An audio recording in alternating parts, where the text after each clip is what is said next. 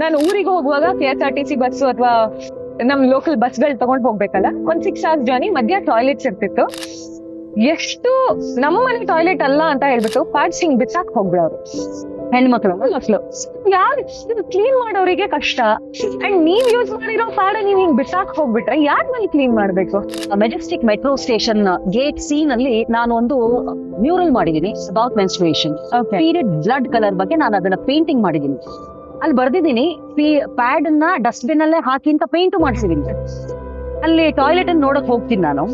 ಅಲ್ಲಿ ಹೋದಾಗ house keeping ಅವ್ರು ನನ್ಗೊಂದು ವಿಷಯ ಹೇಳಿದ್ರು, ಮೇಡಮ್ ಇದನ್ನ ನೀವು ಟಿವಿಲಿ ಬರೋ ತರ ಮಾಡಿ, ಪೇಪರ್ ಅಲ್ಲಿ ಬರೋ ತರ ಮಾಡಿ, ಇಲ್ಲಿಗೆ ಬರೋ ಎಲ್ಲ ಹೆಣ್ಮಕ್ಳು ಏನ್ ಮಾಡ್ತಾರೆ, ಪ್ಯಾಡ್ ಅನ್ನ ಯೂಸ್ ಮಾಡಿದ್ದನ್ನ ಕಮೋಡಲ್ಲಿ ಹಾಕ್ತಾರೆ, ನಾವ್ ಅದನ್ನ ಒಂದೊಂದ್ಸಲ ಕೈಯಲ್ಲಿ ತೆಗಿಬೇಕು, ನಮ್ಮ ಹತ್ರ ಗ್ಲೌಸು ಇರಲ್ಲ ಅಂತ.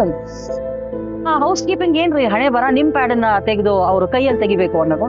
So please ladies, keep it in mind that ನಿಮ್ಮ ಬ್ಯಾಗ್ ಅಲ್ಲೇ ಇಟ್ಕೊಳ್ಳಿ ಅಥವಾ ನಿಮ್ಮ ಜೇಬಲ್ಲಿ ಇಟ್ಕೊಳ್ಳಿ, but do not throw the just like that.